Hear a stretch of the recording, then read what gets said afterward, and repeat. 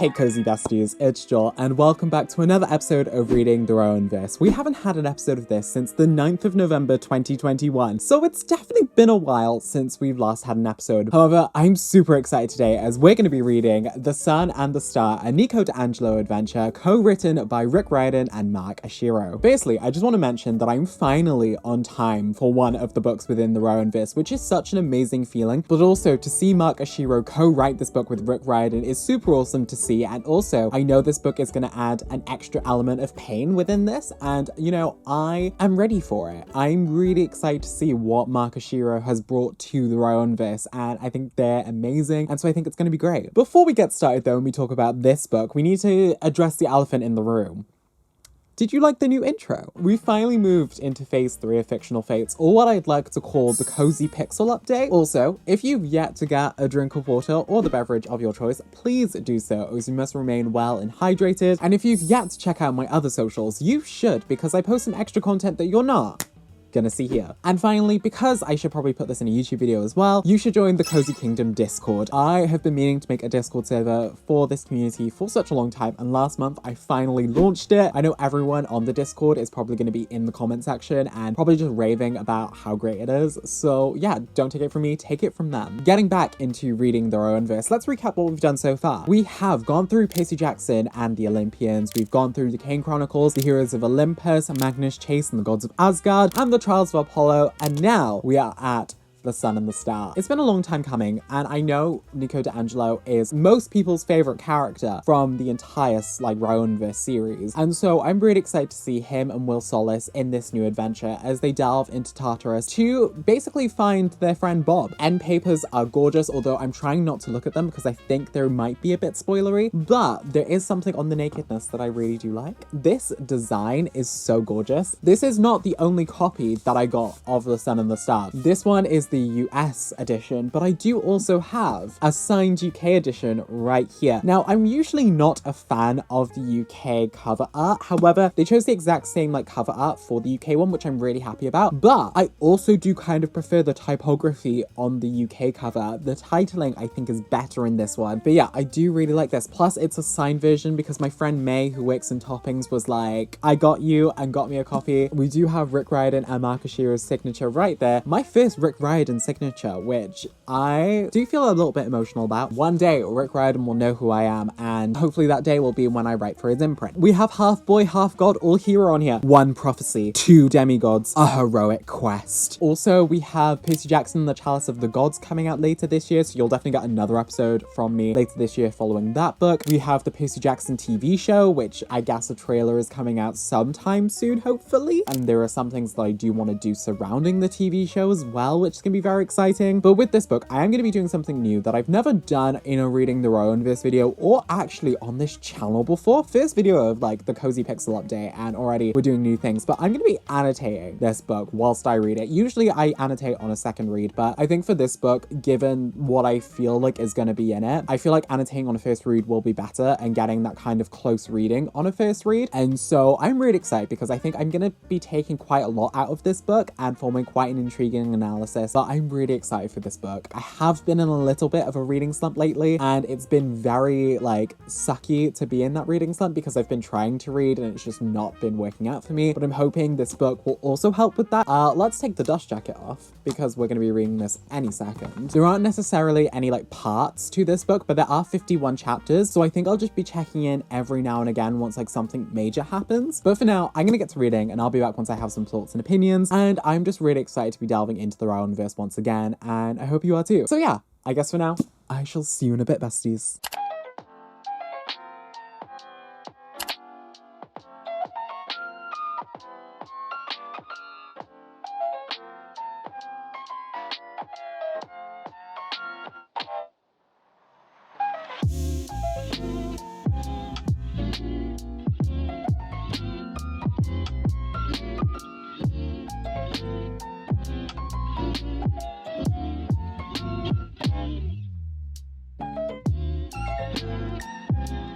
So Dionysus can make popcorn, and pretty good popcorn at that.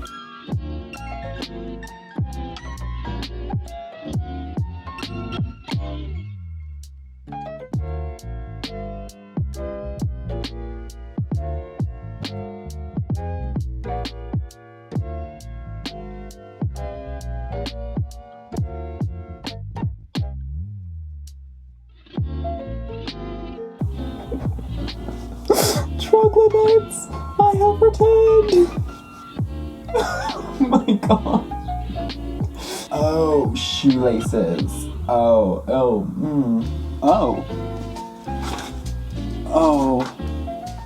It's flashback time.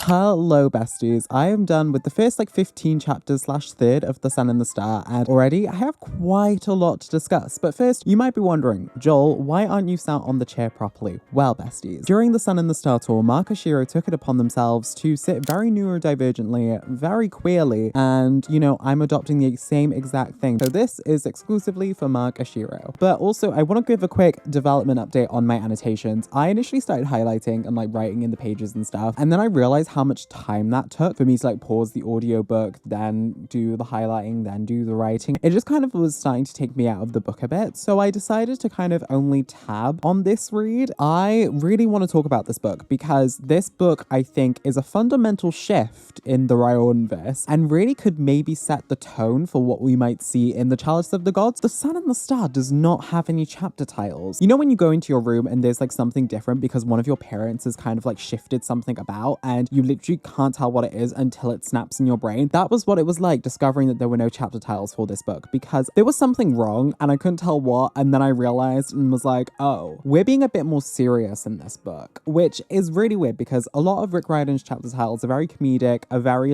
in tune with the character, and so seeing immediately that there's no funny joke or chapter title in and of itself really gave the essence that this is going to be a much more serious and mature novel, and it really delivered on that in the first 15 chapters. Nico's character and the character journey Nico and Will are going on really points to a more of a mature theme, and I definitely think this is slightly deviated from the kind of childlike commentary we've been getting in the previous books. Sure, there are jokes and laughs in this so far, but the jokes do come from an older mindset, and I think this is partially because Rick Riordan has been growing with the characters for so long. Of course, as readers, we grow alongside the characters, and so of course the humor and the jokes will evolve, but also I think because it's co-written with Mark Ashiro, you can really see the synergization between them, and it really just emphasizes how much more elevated this book is going into it, and really seeing how the jokes that we've had throughout the riordanverse so far won't work this time around, because we're really dealing with slightly darker but a lot more adult themes. We really do deal with so far kind of repression, trauma, PTSD, toxic positivity in a way that I'll touch upon in a little bit, because I definitely think it's not just a one-sided coin in this scenario. I definitely think both Nico and Will have their own demons to battle in this. I feel like Nico D'Angelo himself just represents so much of me of what I was going through when I was younger. Trauma, repression, and I think that seeing it written on the page, but also knowing the kind of character journey he will go through this book, I feel like this book will bring me a sense of catharsis that I've been wanting for a long time. He is definitely going through a lot, from hearing Bob's voice to dealing with some past things that he hasn't really wanted to tell anyone, but is now kind of having to tell people because it's coming back to haunt him. And I feel like there were some bits that really emphasized repression, because Nico isn't dealing with a lot of the things that he's been through in a healthy way. He's really just kind of pushed it down into a grumpy little ball of darkness. That grumpy little ball can only take so much pressure before it literally explodes. Repressing things has never ever worked. Nico reminds me actually of Ruby Rose from the show Ruby. Its 9th volume recently wrapped up, and in that volume, Ruby has been dealing with a lot of trauma based around things that have happened, and spoilers for Ruby Volume 9, but she's basically given the option to become someone else. And who would she be if she wasn't Ruby Rose? And we kind of get a little bit of an allusion to this with Nico D'Angelo when he ponders, I think in one of the first few chapters, would he ever miss being a demigod? And especially where we get references to normal childhoods and normal life and stuff, I wonder if he'll be presented a choice, and where he realizes that the person that he is the person he's always meant to be. But just so far, Nico, I think, is dealing with a lot of trauma, a lot of PTSD. He needs to process it, and I don't think Will is helping. He is a great support system for Nico. I really do love him. However, he kind of avoids talking about darker subjects, the sad things, the things that Nico needs to discuss with him or like wants to discuss with him. I mean, he is the literal like light and sun, son of Apollo. I am the same, son of Apollo. But like always looking to the bright side can really be toxic. And I think going into the literal depths of darkness will do something good for Will, purely because I feel like it will really allow him to confront the fact that there is not always light. There is darkness. There is no darkness without light, and there is no light without darkness. You need both in order to have one or the other. And so I think Will, whilst he really does give good advice and support and is great for Nico, I think he does need to kind of stop glossing over things and just like allow the darker moments and the darker bits in and embrace the darkness, because he's also really judgmental of the underworld, and I don't like that. It's funny because they have nicknames for each other as well. Like Will's nickname for Nico is the Grumpy Little Ball of Darkness. Nico's nickname for Will is Significant Annoyance, or as we'll soon see, like a light up Care Bear. Now we get into the second third of the book, where I really feel like Nico and Will's relationship will be tested, especially since we're getting these interlude chapters that I feel like are hinting towards something a bit bigger that I am not prepared or ready for. And I'm kind of like ignoring that, putting it to the back of my mind. I'm repressing it for now until Nico stops repressing his emotions. This is very much a coming of age book, but set on an epic quest to the underworld to rescue a friend. So, you know, only Rick Riordan and Marco Shiro could do that. But yeah, I am going to get back to reading this immediately into the flashback chapters of Nico D'Angelo's past. I say this is going to be a very quick vlog. However, I fully know this is going to be like a 30 to 40 minute video because I cannot shut up. And I feel like if you gave me Nico D'Angelo as a subject, I could speak about him for a good solid hour. So I'm going to get to reading and I'll catch you all in a little bit. Gosh. Oh god. Oh, I knew that was gonna happen. Yes. Yes. Wow.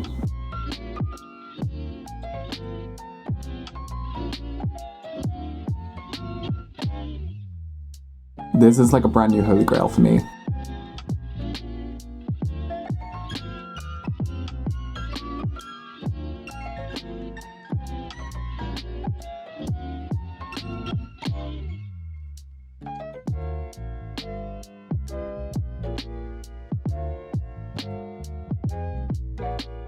One day, I'm gonna write a story about this tree.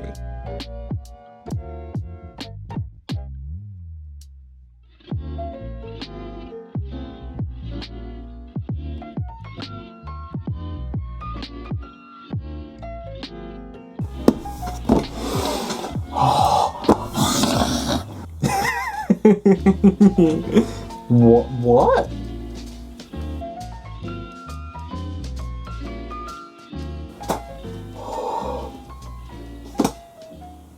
Well, hello everyone, welcome back. I really wanted to film like the second part of this by my gallery wall, but however, the cable that I used to connect to my Mac Mini to record the audio for this wouldn't let me, so I had to order an extension. So I hope this is worth it, but I just realized my Lunar light stick is by here, so I'm gonna move that. And instead, I'm gonna place it with a little surprise.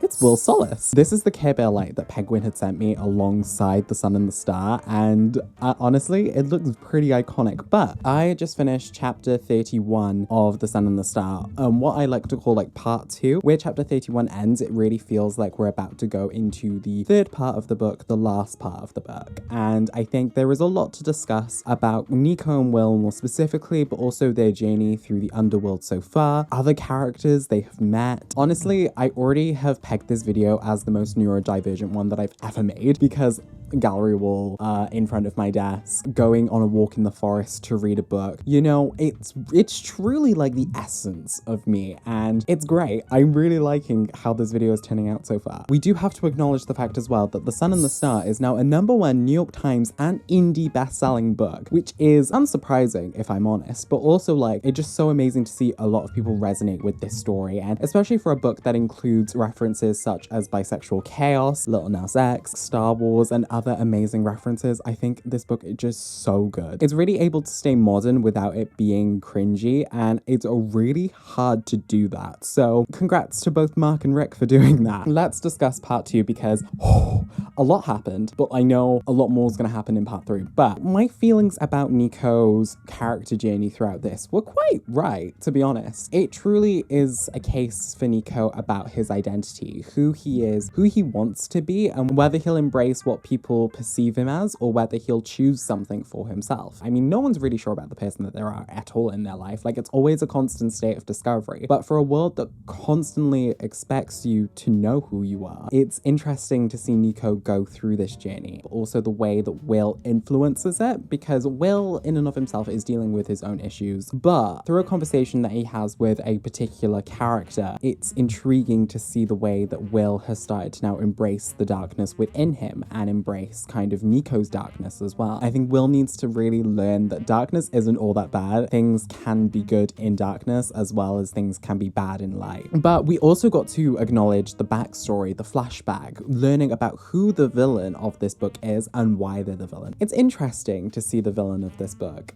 and who they are and what their desires, motivations, and goals are, because it really speaks to a lot of contemporary things that are happening in the world at the minute with people who want to change who they are, want to become more of their true selves. And I think it's interesting to see a villain like that represented in the book. We definitely get to see Nico and Will's relationship tested throughout this. It really does give a little bit of a reflection to Percy and Annabeth's journey throughout the underworld and Tartarus, but it was really intriguing to read about how Nico and Will's relationship was tested throughout the past couple of chapters. They are getting more annoyed at each other, but then realizing that their annoyance is rooted in something that they can change themselves, and then becoming actively better. Like, it's a healthy relationship, and it comes to not only a lack of understanding of the other person, but also the desire to want to understand the other person. But yeah, I do want to give a few quick highlights to some iconic characters within the past couple of chapters. The troglodytes.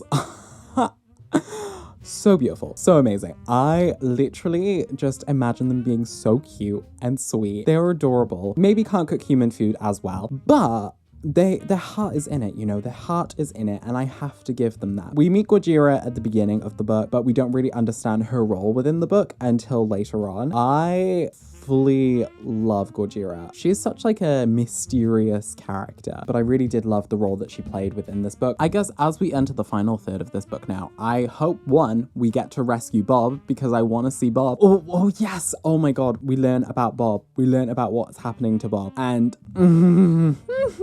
there are many things that I would like to do to this villain. However, not all of them are appropriate for me to say right now. I hope we get some kind of resolution between Nico and Will about not only their own respective character journeys, but also their relationship as well, because I definitely feel like there's gonna be something, there's gonna be an emotional like apex that they're gonna have to reach. But yeah, this is basically just me rambling literally 5 minutes after finishing part 2. I am just fully in love with this book. I think it's honestly probably very high up so far on my riordanverse ranking. I think the character journeys are some of the best that I've read out of the riordanverse so far, and I think like the way that Mark Oshiro has also added their touch into the series, they provide such a unique and distinctive not only voice but also development in like not only Rick Riordan's writing but also just kind of the universe itself. It would be fantastic to see more of Mark Oshiro within the riordanverse, but also if Rick Riordan ever wanted to like do this kind of thing with other characters within the riordanverse, I think that would be really, really good as well. Maybe I could co-write one someday with Rick Riordan.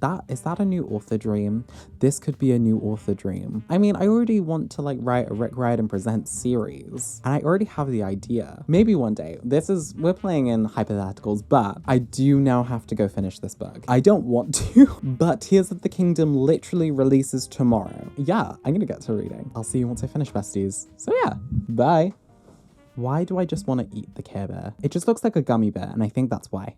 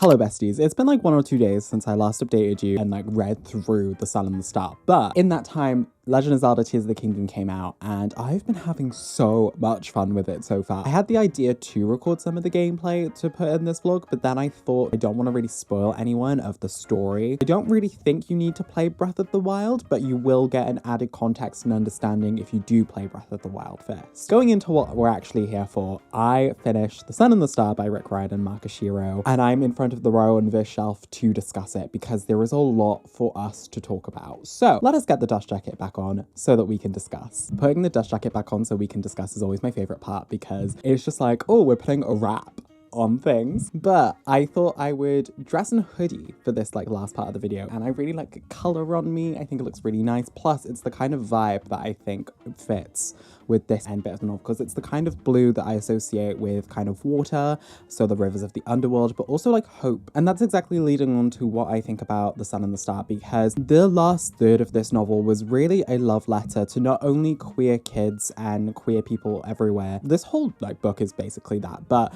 this last part really spoke to people who have trauma and PTSD, and not only learning to accept the darkness within yourself, but also letting go of those inner demons that torment you on a daily basis. This book was definitely the cathartic feeling that I was needing and really put a lot of things into perspective for me in the way that I've been processing a lot of my own personal traumas. And this is probably like my favorite book in the riordanverse. Not gonna lie. I think this was one of the most character-led journeys. It does really well in not only giving us a story and a quest about a boy who has been tormented by someone from the underworld, but also kind of learning to deal with a lot of the things that have happened to him. It's kind of like the typical YA protagonist who goes through like a bunch of stuff and they're supposed to be fine in the end, but we know that they're probably like having some underlying trauma from all the death that they have witnessed. It's interesting to see this be actualized in a book, and not only the underworld becoming like a personification for trauma and pain, it's personified through the characters. I think it's interesting to see how they deal with it. I think the underworld is kind of like an extreme form of exposure therapy in a way, where you're literally confronted with your fears, your worst nightmares, the worst parts of yourself that you never thought possible, and you either succumb to them or you rise above them. And in this case, I can say they rose above them. I will say that this isn't a tragedy, although some people may be slightly mad at me for spoiling that it's not a tragedy. I think that we've had so many queer stories that have ended in tragedy or in death. I want to say that this isn't one of those stories. There are definitely tragic moments that do happen, and there are definitely emotional moments that set me into a fit of tears, but it's a book that gives us hope. When Nico and Will are referred to as the Sun and the Star, even they don't know what it means, but in my own personal interpretation, it means that Will is the sun. He is the light that lights up the day, and Nico is the star, even though they're both stars, but you know. But Nico is the star, the light that lights up the darkness. And this kind of like symbolism is repeated, Nico being the light in the dark. And I feel like it's something that Nico didn't realize for himself until the very end of this book, when the villain gives Nico some cereal, and Nico has to not only recognize that cereal, but also let go of the cereal in order to become a bigger person. I know I'm speaking quite cryptically, but I know if I use the word cereal, people from the book will know what I mean when I say cereal. This whole book in and of itself was just so fascinating to read because not only were dreams a very big component of this novel, and I think dreams have a way of revealing things about ourselves. I wrote in my notes in the very beginning that dreams are a way of us processing unconscious thoughts and feelings and memories. And for Nico, I think his dreams were a way for him to process his trauma and his pain, but he wasn't necessarily doing it in the most healthy way. I mean, the villain didn't really help with that, but also Will, on the other hand, I am super proud of because he's finally learned not to be so judgmental about the underworld. We knew that was going to happen, but I think it's such like a big thing from him because it really spoke to Will's character becoming more understanding. And this is my thing as well. The Sun and the Star really does well in paralleling the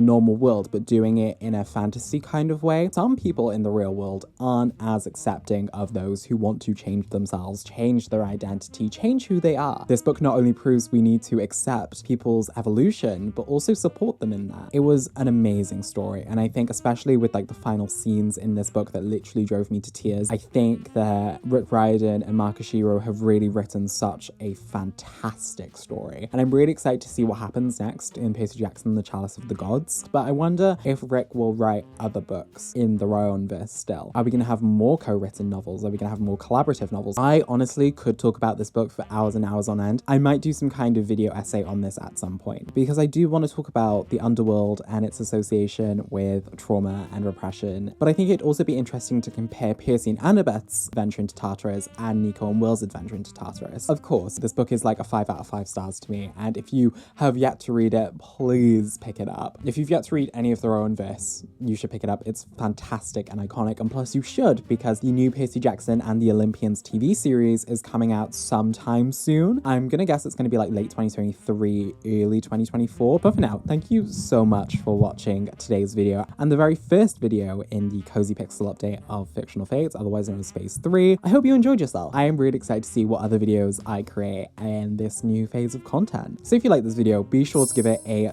thumbs up. And if you're new here, be sure to click that subscribe button so you're notified whenever I upload next. I'll have all of my socials in the description down below for you so that you can follow me on every single other platform. And I don't know, there's something about reading Rick Riordan's works that really makes me inspired to finally start planning out that Welsh King Arthur mythology series I've been wanting to write. I am in love with this book, and I can't wait to see all of your thoughts about it in the comment section down below. But also, we did get a bit of foreshadowing at the end of The Sun and the Star, and that makes me really nervous for what's going to happen if Nico D'Angelo ever has to go down to Tartarus again. But for now, we can just put a hold on that. It's also firmly solidified to me that I should never try to go down to the underworld myself unless I have the love of my life with me. So yeah, I guess until the next time, bye besties.